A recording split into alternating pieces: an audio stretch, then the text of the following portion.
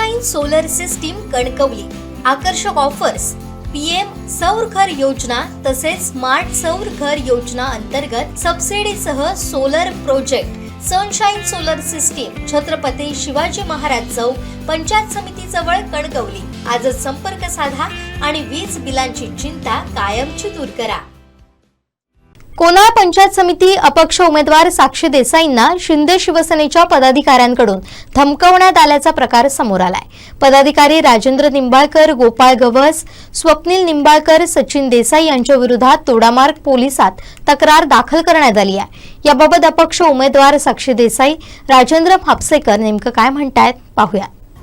आता होऊ घातलेल्या 2026च्या जिल्हा परिषद आणि पंचायत समितीच्या निवडणुका संदर्भात मी सौ साक्षी संदीप देसाई कोनाळ पंचायत समिती मतदारसंघातून फॉर्म भरलेला आहे, म्हणजे उमेदवारी दाखल केलेली आहे, अपक्ष म्हणून केलेली आहे। आणि फॉर्म दाखल केल्यानंतर मला पक्षाकडून वैयक्तिकरित्या कुठलाही अर्ज मागे घेण्यासाठी मला वैयक्तिकरित्या कुठलाही फोन आला नव्हता किंवा कोणी माझ्याशी कॉन्टॅक्ट केलं नाही की तुम्ही अर्ज मागे घ्या म्हणून। त्यामुळे मी ही निवडणूक एकदम खेळीमेळीच्या वातावरणात अशी लढायचं ठरवलं होतं। आणि त्याप्रकारे म्हणजे आम्हाला 2 दिवसापूर्वी मला चिन्ह मिळालं, छत्री हे चिन्ह आहे आणि ते मला मिळालं। त्यानंतर आम्ही प्रचाराला सुरुवात केली। प्रचाराला म्हणण्यापेक्षा आम्ही गाठीभेटी घ्यायला सुरुवात केली। आमच्या प्रचाराला अजून तशी सुरुवात झालेली नाही आहे। तर हे म्हणजे ह्या गाठीभेटी घेत असताना काल खरं सांगायचं तर दोडामार्ग तालुक्याच्या राजकीय ह्याला म्हणजे राजकीय संस्कृतीला काळीमा फासणारी आणि हुकुमशाहीसारखी अशी एक गोष्ट घडलेली आहे की मी आमचं एक मूळच ख्रिश्चनवाडी इथे एक गाठीभेटी घेण्यासाठी म्हणून मी माझे सहकारी होते दोघेजण, आम्ही तिथे गेलो होतो। 10-15 मिनटात आमचे बोलणं झालं आणि आम्ही बाहेर पडलो। तर तिथे एक अरुंद रोड होता, तर त्या अरुंद रस्त्यावर समोरून काही व्यक्ती आले आणि आमची गाडी तिथे अडवली आणि तिथे सांगितलं की आम्ही त्यांना रिक्वेस्ट केली, म्हणजे माझ्याबरोबर प्रवीण गवस होते, त्यांनी त्यांना रिक्वेस्ट केली की तुम्ही गाडी मागे घ्या, मी पण थोडी घेतो, म्हणजे दोघांना पण जायला बरं पडेल। तर त्यांनी सांगितलं की गाडी मागे येऊ शकत नाही। त्यानंतर समोरील व्यक्तीने खूप म्हणजे अर्वाच्य भाषेत ते बोलले, त्यानंतर शिवीगाळ दिली।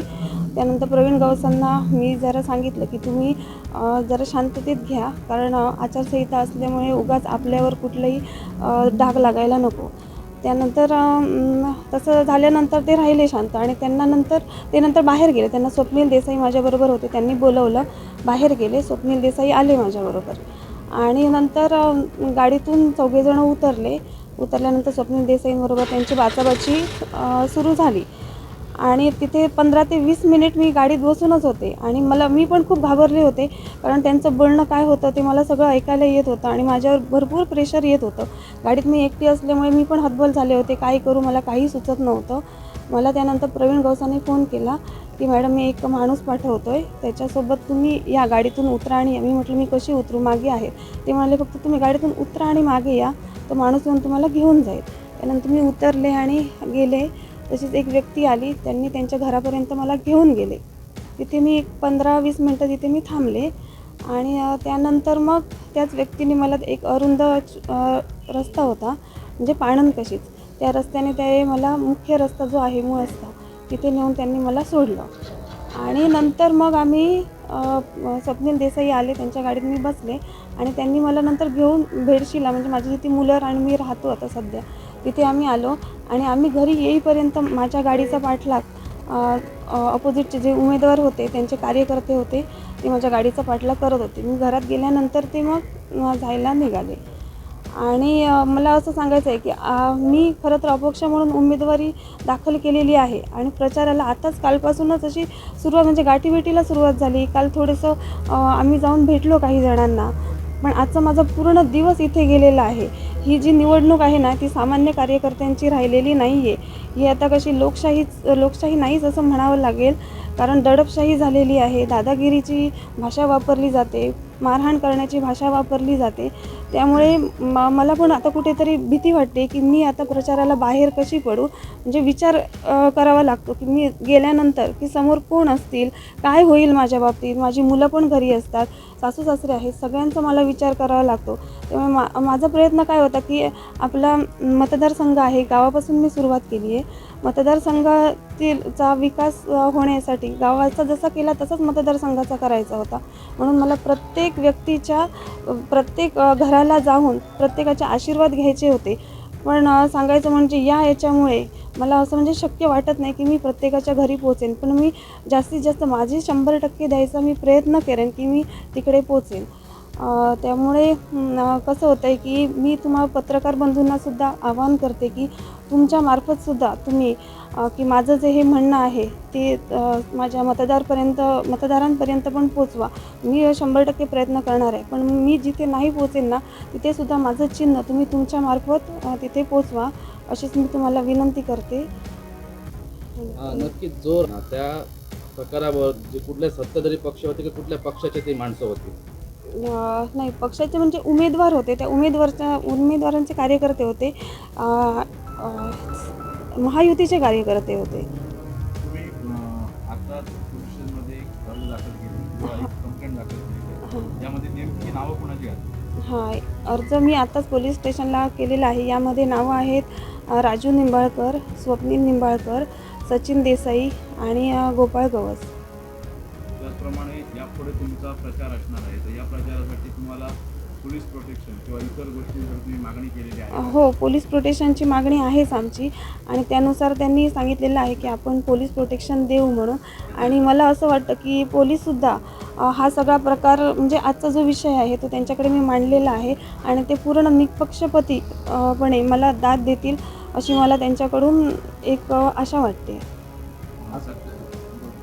आता तुम्ही सांगितलं की तुम्हाला धाक दाखवण्याचा प्रयत्न केला. मग आता जर धाक दाखवण्याचा प्रयत्न झाला असेल तर तुम्ही प्रचार नेमका कसा करा? नाही, प्रचाराला आता मला कसं माझ्याबरोबर आहेतच माणसं. काल आम्ही फिरत असताना होती काही माणसं माझ्याबरोबर. आता तर अजून बरीच माणसं माझ्याबरोबर येतील, कारण मी आता 10-15 अपक्ष असल्यामुळे माझ्यावर माणसं कमीच असणार आहेत. पक्षाची असताना माणसं जास्त असतात त्यांची. माझी माणसं माझ्याबरोबर असणारच. त्याच्यापेक्षा जास्त जण अजून आमचे जे मतदार आहेत किंवा कार्यकर्ते आहेत ते माझ्याबरोबर नक्कीच येतील. आणि कुठेतरी मी म्हणजे जेवढा प्रचार मी करायला पाहिजे तेवढा माझ्याने होणार नाही एवढं मात्र नक्की आहे. कारण मला ते तेवढं शक्य होणार नाही. कुठेतरी घाबरून मी बाहेर पडणार आहे. तुम्हाला ज्याने धमकी दिली त्याला असं जाणवलं का की मतदारांचा कौल तुमच्या बाजूने होतो आहे म्हणून त्याने धमकी वगैरे दिली? हो, त्याशिवाय हे झालंच नाही ना. कारण ज्यावेळी मी काल पहिल्यांदाच सांगते काय, पहिल्यांदाच मी घराघरात पोचले होते आणि तिथे त्यांचा मतदारांचा कौल मला समजला तसा त्यांनासुद्धा समजलं आहे की मतदारांचा कौल काय आहे ते. आणि त्यामुळेच त्यांच्या पायाखालची वाळू सरकली असणार. म्हणूनच त्यांनी काल हा धमकीचा विषय केला आहे. कारण आचारसंहिता काय असते किंवा कसे सगळ्यांना नियम माहिती असतात. पण त्यांच्या बाबतीत असं झालं की त्यांनी तो विचारसुद्धा केला नाही. म्हणजे एवढे ते डिप्रेशनमध्ये गेले असेल किंवा काही माहिती नाही, पण त्यांनी हा सुद्धा विचार केला नाही की आचारसंहितेचे नियम काही लागू शकतात. आत्ताच मॅडम साक्षी मॅडम यांनी सांगितलेलं आहे ते अपक्ष आहेत कोणाळमधून. खरं तर आम्ही भारतीय जनता पार्टीचे कार्यकर्ते होतो. साक्षी मॅडमसुद्धा भारतीय जनता पार्टीचीच कार्यकर्ती होती. आम्ही भारतीय जनता पार्टी सिंधुदुर्ग जिल्ह्यामध्ये आणि आमच्या दोडामार्ग तालुक्यामध्ये जे आत्तापर्यंत भारतीय जनता पार्टीचे सभापती प्रत्येक वेळी बसवले. मग मी बसलो, सीमा जंगले बसली, त्याच्यानंतर आमचा महेश गवस बसला आणि आत्ताही आम्हाला भारतीय जनता पार्टीचा सभापती दोडामार्ग तालुक्यामध्ये बसवायचा होता आम्हाला. आणि यासाठी आम्ही प्रयत्न होते. आम्ही आमच्या नेत्यांना पण त्यावेळी सांगितलं होतं की कोणत्याही परिस्थितीत ज्यावेळी भारतीय जनता पार्टीच्या सभापती आम्ही निवडून आणणार. आणि जिल्हा परिषदच्या पण आत्ताच मॅडम साक्षी मॅडम यांनी सांगितलेलं आहे ते अपक्ष आहेत कोणाळमधून. खरं तर आम्ही भारतीय जनता पार्टीचे कार्यकर्ते होतो. साक्षी मॅडमसुद्धा भारतीय जनता पार्टीचीच कार्यकर्ती होती. आम्ही भारतीय जनता पार्टी सिंधुदुर्ग जिल्ह्यामध्ये आणि आमच्या दोडामार्ग तालुक्यामध्ये जे आत्तापर्यंत भारतीय जनता पार्टीचे सभापती प्रत्येक वेळी बसवले. मग मी बसलो, सीमा जंगले बसली, त्याच्यानंतर आमचा महेश गवस बसला आणि आत्ताही आम्हाला भारतीय जनता पार्टीचा सभापती दोडामार्ग तालुक्यामध्ये बसवायचा होता आम्हाला. आणि यासाठी आम्ही प्रयत्न होते. आम्ही आमच्या नेत्यांना पण त्यावेळी सांगितलं होतं की कोणत्याही परिस्थितीत ज्यावेळी भारतीय जनता पार्टीच्या सभापती आम्ही निवडून आणणार आणि जिल्हा परिषदच्या पण 3 पैकी किमान 2 सीट आम्ही निवडून आणणार सांगितलं होतं. आणि त्याप्रमाणे आम्ही उमेदवारही निवडले होते. जवळपास उमेदवार फायनल करायचे होते पक्षाकडून. परंतु आम्ही कोंढाळमधून साक्षी देसाई यांच्यासाठी उमेदवारी मागितली होती, तसंच माटणेमधून मागितली होती, जरेमांबरमधून मागितली होती. मी जिल्हा परिषदला मला पक्षाने सांगितलं तू राहा म्हणून सांगितलं होतं आज. आणि आमच्या अगदी मणेरी मतदारसंघातून सुद्धा आम्ही भिसे मॅडमसाठी एकनाथ नाडकर्णी आणि मी मिळून उमेदवारी मागितली होती त्यांच्यासाठी. आज असं प्रकार आहे की मी एकमेव आज पुरुष म्हणून इथं उभा आहे आमच्या ग्रुपमधून माटणे मतदारसंघातून. आणि माझ्या खाली इथं आमच्या माटणेमध्ये सुप्रिया आणि शैलेश नाईक ही उभी आहे, महिला आहे. त्याच्यानंतर दुसरी महिला आहे ती ऋषाली प्रकाश गवस, ही झरेमांबरमधनं आहे. तिसरी महिला आहे ती साक्षी देसाई, ही तिसरी महिला आहे. आणि चौथी जिल्हा परिषदला उभी आहे ती आमची सुनीता भिसे मॅडम. हे 4 मॅडम आहेत, महिला आहेत.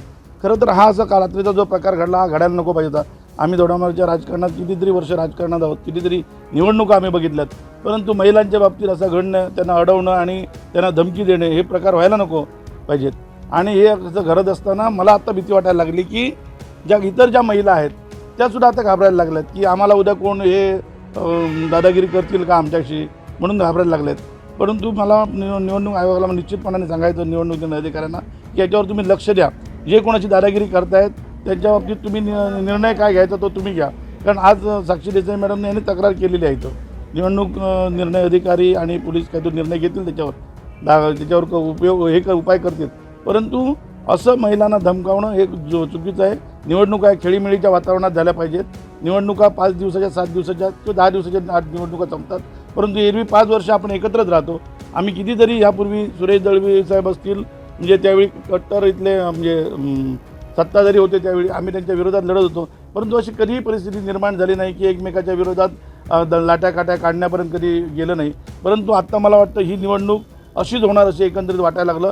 आम्ही कधी आम्ही महाराष्ट्रात आहोत की बिहारमध्ये आहोत हे आम्हाला कळत नाही, अशी परिस्थिती निर्माण आता या दोडामार्ग तालुक्यामध्ये झाली. प्रत्येकजण सांगतोय याचं मी राजकीय अस्तित्व संपवणार, त्याचं मी कुटुंब संपवणार, त्याचं मी अजून काय संपवणार. अशा जर धमक्या जे मिळत असतील तर हे खरंच विचार करण्यासारखी गोष्ट आहे. आणि मला वाटतं दोडामार्ग तालुक्यातील जनता सुज्ञ आहे. काल कोणीतरी सांगितलं की राजन मापतेकरचं राजकीय अस्तित्व मी संपवणार म्हणून सांगितलं, चॅलेंज करतायत. मी एवढंच सांगतो की माझं राजकीय अस्तित्व हे दोडामार्ग तालुक्यातील जनतेने घडवलेलं आहे. आणि माझं ते राजकीय अस्तित्व संपवण्याची जबाबदारीसुद्धा किंवा संपवण्याचं हे सुद्धा दोडामार्ग तालुक्याला अधिकार दोडामार्ग तालुक्यातील जनतेला आहे. त्यामुळे हे जर असे कोण सटरफटर जर बनत असतील की राजकीय अस्तित्व संपवणार, तर त्याने आमच्यासमोर निवडणुकीला उभं राहिलं पाहिजे होतं आणि केलं पाहिजे होतं. परंतु हे जर अशा धमक्या देत असतील तर निवडणूक अगदी व्यवस्थित होईल असं आम्हाला वाटत नाही. कारण निश्चितपणाने आज जसं साक्षी देसाईंनी तक्रार केली तर अजूनही तक्रारी निर्माण होत राहतील त्याच्यापुढे. त्यामुळे पोलिसांनी याच्यावर बारीक लक्ष द्यावं असं आम्हाला एवढं मला वाटतं. नाही, आत्ता एकंदरीत बघितलं सत्तेची मस्ती जी जाणवते एकंदरीत. कारण यापूर्वीसुद्धा असेच आपल्याला माहिती आहे की यापूर्वीसुद्धा सुरेशभाई दळवींच्या बाबतीतसुद्धा असाच एक 12-13 वर्षापूर्वी विषय घडला होता.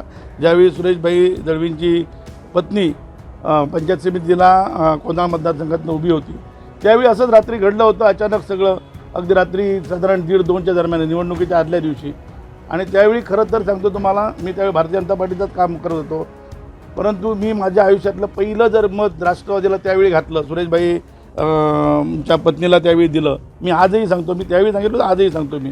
कारण अशा धमक्यांना अशा हे करून जर कोण राजकारण करत असेल तर ते चुकीचं आहे. त्यामुळे अशा धमक्या देणं त्याने थांबवलं पाहिजे. त्यांना जर निवडणूक लढवायची असेल तर त्याने लढा ना, मैत्रीपूर्ण निवडणूक लढवा ना, खुल्याआम निवडणूक लढवा. त्याच्यातनं काय निर्णय येईल तो येईल. यश अपयश, एकट्याला कुणाला तरी यश मिळणार, एकट्याला कुणाला तरी अपयश मिळणार. पण असं वागणं हे फार चुकीचं आहे. ही सगळी पैशाची आणि सत्तेची मस्ती आहे, एवढंच मला म्हणावं लागेल. निवडणुकीच्या पार्श्वभूमीवर तिलारी नदीकाठी एक अघोरी करण्याचा प्रकार आज निदर्शनास आला. निवडणुकीच्या तोंडावर हा केलेला आहे. नेमकं या संदर्भात आपण काय? ते आम्ही काय बघितलेलं नाही. परंतु तिलारीच्या ह्याच्यात यापूर्वीसुद्धा घडलेलं आहे. यापूर्वीसुद्धा 2 बकरे तिथं कापून टाकले होते, कोणी 4-5 कोंबडे पण कापून टाकले होते. आता हे घडलेलं मी काय बघितलं नाही. तुम्ही आता सांगताय म्हणून मला माहीत नाही, पण ते काय कोणी केलं मला माहीत नाही. कदाचित असेल, कोणाला तरी भीती वाटत असेल म्हणून त्यांनी कोणीतरी केलं असेल. कोंढाळ मतदारसंघाचे अपक्ष उमेदवार साक्षी देसाई यांनी आताच राजेंद्र निंबाळकर यांचं नाव घेतलं, जे शिंदे शिवसेनेचे जिल्ह्याचे वरिष्ठ पदाधिकारी आहेत. आणि ते जर असे महिलांवरती दडपशाहीचा जर वापर करत असतील आणि भाजपा हा महिलांसाठी कायम सन्मान देणारा पक्ष आहे, तर वरिष्ठ यावर काय भूमिका घेतील? नाही, मी काय तर भाजपमध्ये नाही आहे. माझ्यावर काल बंडखोरी आणि माझे 6 वर्षासाठी निलंबन झालेलं आहे. त्यामुळे काय निर्णय घेतील मला माहीत नाही, परंतु युतीच्या नेत्याने हा निर्णय बघितला पाहिजे. की जर ते सांगत असतील आम्ही महिलांना सुरक्षा देतो आणि हे सगळ्या गोष्टी सांगत असतील तर ह्या नुसत्या कागदावर आणि पोपटपंची नको द्या. मग तसं असेल तर त्या साक्षी देसाई मॅडमना द्या तुम्ही पोलीस प्रोटेक्शन, किंवा इतर महिलांना द्या पोलीस प्रोटेक्शन. तुम्ही लाडक्या बहिणी म्हणताय, म्हणजे लाडक्या बहिणी म्हणून तुम्ही हे करताय ना, मतं घेताय ना लाडक्या बहिणी म्हणून. लाडक्या बहिणीवर मतावरच तुम्ही सत्ता मिळवला आहे आतापर्यंत. मग द्या ना त्या महिलांना सन्मान तसा द्या ना तेवढ्या लाडक्या बहिणीला. मग लाडक्या बहिणीवर हा अत्याचार आणि अन्याय काय करता तुम्ही, आणि त्यांना अश्लील भाषेत शिवीगाळ काय करताय? स्वप्नील निंबाळकर यांच्या मिसेस कोणाळ मतदारसंघातून महायुतीच्या उमेदवार म्हणून उभ्या आहेत. त्या जर उद्या निवडून आल्या तर यांची हुकुमशाही वाढेल का काय? नाही, ते आता मी काय त्याच्यात सांगू शकत नाही बाबा. कारण तुम्ही बघताय आता त्यांचं असं वागणं चुकीचं वाटतंय मला. तुमच्याच भगिनी आहेत त्या, लक्षात घ्या. तुम्ही त्यांना व्यवस्थित सांगितलं पाहिजे होतं बाबा काय त्यांच्याकडनं काय चुकलं असेल तुम्ही सांगितलं पाहिजे होतं, हे तुमचं चुकतं आहे म्हणून. हे असं करणं बरोबर नाही ना. हे का मी बघितलं नाही, त्यांना अडवलं हे मी बघितलं नाही, पण त्याने जे सांगितलं ते सत्य सांगितलं ना शेवटी. त्या तर खोटं बोलणार नाही. त्याने काय असं सांगणार आहे सांगा भाऊ? पण असं बोलणं चुकीचं आहे. त्याचप्रमाणे काही वर्षापूर्वी आपण बघितलेला होता की दहशतवाद हा प्रत्येक निवडणुकीत दिसायचा किंवा बोलला जायचा. तोच दहशतवाद या निवडणुकीत दिसतंय. नाही, दहशतवाद करून दीपकबाई 3 वेळा निवडणूक जिंकले. दहशतवादावर पहिली ते राष्ट्रवादीकडनं जिंकले, नंतर दहशतवादावर 3 वेळा जिंकले निवडणूक. आता त्यांना हा दहशतवाद दिसत नाही आहे का? सांगा बघू. दीपकबाईंना दिसला पाहिजे, त्यांचेच कार्यकर्ते आहेत. त्यांनी बघितलं पाहिजे दहशतवाद काय आहे तो. त्यांनी आता एखाद्या महिला सरपंचांना अशा प्रकारे धमकावणं ही लांछनास्पद गोष्ट आहे. आपण सर्वजणांच्या मदतीने दोडामार्ग तालुक्यातील अनेक प्रश्न शासन दरबारी मांडणं आणि ते पूर्ण करून घेणं हे काम आम्ही सतत करत आलो आहे. त्यामुळे त्यांना या ठिकाणी जाहीर पाठिंबा दिल्यामुळे त्या तिराळी पंचक्रोशीतील किंबहुना त्या कोणाळ मतदारसंघातील बहुतांश सर्व मतदारांचा ओघ हा आमच्याकडे आहे. निश्चितच साक्षी देसाई यांना निवडून आणण्यासाठी त्या कोणाळ मतदारसंघातील जनता त्यांच्या पाठीशी राहणार आहे. आणि असं जर कृत्य कोण करत असेल तर निश्चितच शासनाने त्यांना योग्य ती दिशा दाखवणं गरजेचं आहे. त्यांना त्यावर कारवाई करणे गरजेचं आहे. कारण असे जर प्रकार झाले तर कुठलीही महिला आज या ठिकाणी राजकारणामध्ये किंवा अशा पंचायत समितीमध्ये जिल्हा परिषदेच्या निवडणुकांमध्ये कोणी सहभाग घेणार नाही आहेत. त्यामुळे मी सन्माननीय एकनाथजी शिंदेसाहेब यांनासुद्धा विनंती या माध्यमातून करू इच्छितो. आपण जर लाडक्या बहिणी म्हणत असाल आणि एखाद्या बहिणीवरच जर अन्याय होत असेल तर या अन्यायाला आपण न्याय देणं गरजेचं आहे. त्याचबरोबर मी सन्माननीय दीपकबाईंनासुद्धा विनंती करतो की आपल्या कार्यकर्त्यांच्या माध्यमातून निवडणुका लढवा, परंतु अशा प्रकारच्या धमक्या आणि असल्या अश्लील भाषेत शिवीगाळ करणं हे कितपत योग्य आहे याचं आत्मपरीक्षणसुद्धा करणं गरजेचं आहे. नाही, हत्ती पकड मोहिमेचा प्रचार जर ते करत असतील तर ज्यावेळी अनेक आम्ही आंदोलनं केली त्या आंदोलनामध्ये कुठेही त्यांचा सक्रिय सहभाग या ठिकाणी दिसलेला नाही. आज मला वाटतं 3 वर्ष आम्ही सतत प्रशासनाची वनविभागाशी आम्ही संघर्ष करत आहोत. तर या कोणीही याची दखल घेतली नाही. सत्तेमध्ये असताना जर प्रश्न सुटत नसतील तर आता तुम्ही कुठली आश्वासनं देताय? तिलारी घाट रस्ता ज्यावेळी बंद होता त्यावेळी सतत 7 महिने आम्ही कोल्हापूर वारी करून सतत आम्ही त्या ठिकाणी प्रयत्न करून त्या प्रशासनाशी संघर्ष करून या तिलारीमधून घाटामधून बसेस सुरू केल्या. त्यावेळी कोणी ह्या पदाधिकाऱ्याने आमची दखल घेतली नाही. उलट या लोकांनी त्या घाटामधून बस सुरू होते, गडिंग्लजपर्यंत बस आलेली, यांनी फोन करून सांगून त्या बस कशा थांबतील आणि प्रवीण गवस कसा मागे पडेल याच्यासाठी सुद्धा प्रयत्न केलेले होते. मी जे आंदोलने करतो, माझी जी आंदोलनं असतात ती सतत लोकहिताची असतात आणि ते लोकहितासाठी केव्हाही मी संघर्ष करायला तयार आहे. लोकांच्या मागण्यासाठी केव्हाही माझा संघर्ष असतो आणि तो लोकांच्या हितासाठी असतो. अशाच प्रकारची दहशत 2007मध्ये या ठिकाणी पंचायत समिती जिल्हा परिषद निवडणुकीमध्ये सन्मान्य सुरेशभाई दळवे यांच्यावर सुद्धा झालेली होती. त्यांच्यावर सुद्धा FIR दाखल केली होती या लोकांनी. यांची दहशत दिवसेंदिवस वाढत चाललेली आहे. त्यामुळे त्या जनतेने त्यांना या दहशतीचं उत्तर मतातून देणं गरजेचं आहे. सन्मान्य साक्षी देसाई मॅडम या ठिकाणी अपक्ष म्हणून उमेदवारी लढवत आहेत. त्यांनी विजयी करून एक आदर्श दिला पाहिजे की अशा प्रकारची दहशत त्याने या ठिकाणी संपवली पाहिजे. मतदारांना मी आव्हान करू इच्छितो की कोणाळ पंचायत समिती मतदारसंघ असो की आपल्या दोडामार्ग तालुका असो, दोडामार्ग तालुक्यातील विविध प्रश्न, आरोग्याचा प्रश्न असो, त्या ठिकाणी हत्ती प्रश्न असो, बस सेवेचा प्रश्न असो, या विविध प्रश्नासाठी आम्ही सतत संघर्ष करत आलेलो आहोत. मी आज पुन्हा एकदा त्यांना विनंती करेन की या ठिकाणी आमच्या पाठीशी खंबीर साक्षी देसाई यांच्या पाठीशी या ठिकाणी मतदारांनी उभं राहावं आणि त्यांना पंचायत समितीमध्ये या ठिकाणी बसवावं.